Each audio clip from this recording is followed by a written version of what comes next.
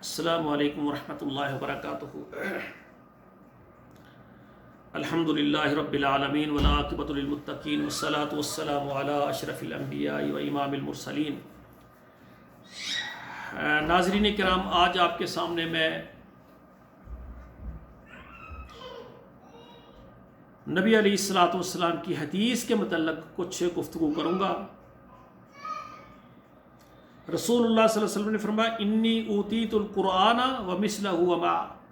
اللہ کے رسول نے فرمایا کہ مجھے قرآن مجید دیا گیا اور اس کی مثل، اور اس کی مثل کیا ہے؟ وہ رسول اللہ صلی اللہ علیہ وسلم کی حدیث ہے۔ تو ناظرین کرام، آپ سے گزارش ہے کہ قرآن مجید اللہ ذو جلال نے نازل فرمایا ہے، اور جو حدیث ہے وہ بھی اللہ نے اتاری ہے۔ اس کی دلیل یہ ہے وما ینطق عن الہوا ان ہوا الا وحی یوحی۔ اللہ ذو جلال خود فرما رہے ہیں کہ میرا حبیب محمد کریم اس وقت تک بولتا نہیں ہے، اپنی زبان سے کچھ بھی نہیں نکالتا جب تک ہم وحی نہ کر دیں۔ ٹھیک ہے نا؟ تو بات یہ ہے، قرآن بھی وحی ہے اللہ کی طرف سے، اور حدیث بھی ہے۔ قرآن مطلوع ہے اور حدیث وہ غیر مطلوع ہے۔ مثلا قرآن ہے، ہم اس کو نماز میں پڑھتے ہیں، جو حدیث ہے اس کو ہم نماز میں نہیں پڑھتے۔ ٹھیک ہے نا؟ فَقْرَؤُوا مَا تَيَسَّرَ مِنَ الْقُرْآنِ، قرآن مجید ایسی عبادت ہے، ایسا ذکر ہے کہ اس کو ہم نماز میں پڑھتے ہیں۔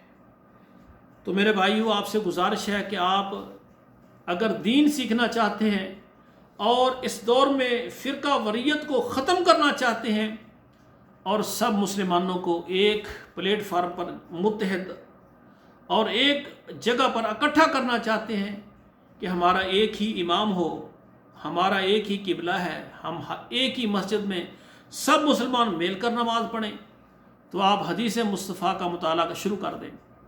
حدیث مبارکہ کی بے شمار کتب ہیں۔ اللہ نے سب کتابوں کو بہت ہی اعلیٰ اور شان اور ان کو مقامات عطا کیے ہیں۔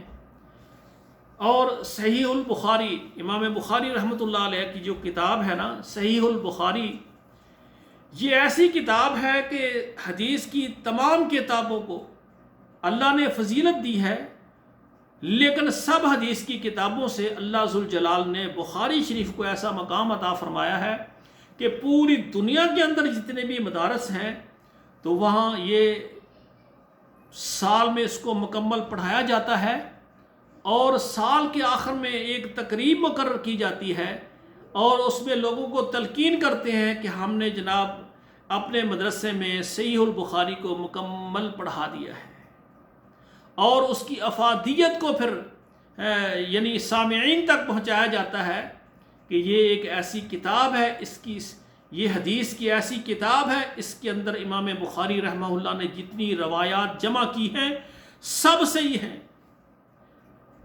سند کے اعتبار سے، متن کے اعتبار سے بخاری شریف کی ساری حدیثیں وہ ٹھیک ہیں، درست ہیں، صحیح ہیں۔ ایک روایت بھی ضعیف اور موضوع نہیں ہے صحیح البخاری میں۔ تو میری گزارش ہے کہ آپ اپنے گھر کے اندر مترجم صحیح البخاری رکھیں، اور اس میں سے روزانہ اگر چھوٹی حدیث ہے تو ایک حدیث آپ روزانہ ترجمے کے ساتھ پڑھیں، اور اگر بڑی حدیث ہے تو آدھی پڑھ لیں، ترجمے کے ساتھ پڑھیں۔ اور دوسرا، صحیح البخاری کا پڑھنے کا ایک طریقہ آپ کو میں یہ بھی بتاتا ہوں کہ آپ مثال کے طور پر نماز کے مسائل آپ سیکھنا چاہتے ہیں تو آپ کتاب الصلاۃ روزانہ آپ ایک مہینہ جو ہے آپ کتاب الصلاۃ پڑھیں، نماز کے جتنے مسائل ہیں سارے وہاں آ جائیں گے۔ ٹھیک ہے نا؟ اور اسی طرح رمضان المبارک آ جاتا ہے تو باب الصیام، کتاب الصیام آپ پڑھیں مہینے میں، رمضان المبارک کے مہینے کے لیے، روزوں کے لیے جتنی بھی روایات ہیں ساری جمع ہوں گی۔ کتاب الزکوٰۃ پڑھ لیں، کتاب الادب پڑھ لیں۔ ٹھیک ہے نا؟ یعنی مقصد یہ ہے کہ آپ جس مسئلے میں چاہتے ہیں کہ آپ کو علم چاہیے اور شریعت کا علم چاہیے، آپ وہ جناب پڑھنا شروع کر دیں۔ اور جب آپ شوق سے پڑھیں گے نا، سب سے پہلے عربی عبارت، مترجم ہے، اس میں آراب لگے ہوتے ہیں، ایسا ایسا آپ اس کو مکمل پڑھیں، پھر اس کا ترجمہ پڑھیں، انشاءاللہ اللہ آپ کے سینے کو، آپ کے ذہن کو روشن کر دیں گے۔ تو میرے بھائیوں، آپ سے یہ گزارش ہے کہ آپ صحیح البخاری جو ہے پڑھنے کی عادت ڈالیں۔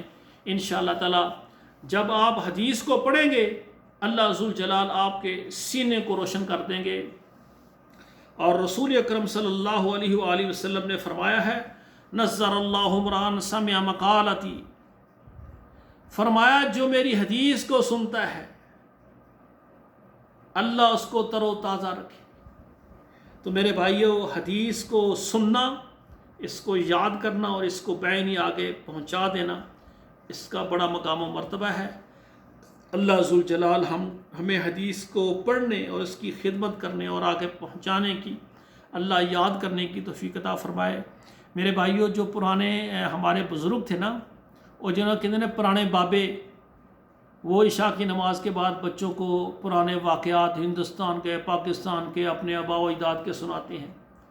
لیکن آپ سے گزارش ہے کہ آپ احادیث کا مطالعہ کریں، اور روزانہ عشاء کی نماز کے بعد، آپ کو پتہ ہے بچے بس اوقات سوتے نہیں ہیں، تو آپ ان کو جمع کر کے ان کو نبی علیہ الصلوۃ والسلام کی سیرت طیبہ، حدیث شریف اور کوئی بھی حدیث آپ ان کو سنا دیں، تو اس میں اجر بھی ہو جائے گا، اور آپ کے بچوں کی، گھر والوں کی اسلامی تربیت بھی ہو جائے گی۔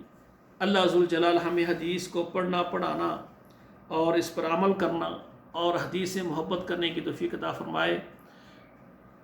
سبحانک اللہم ربنا و بحمدک اشہد ان لا الہ الا انت استغفرک و اتوب الیک۔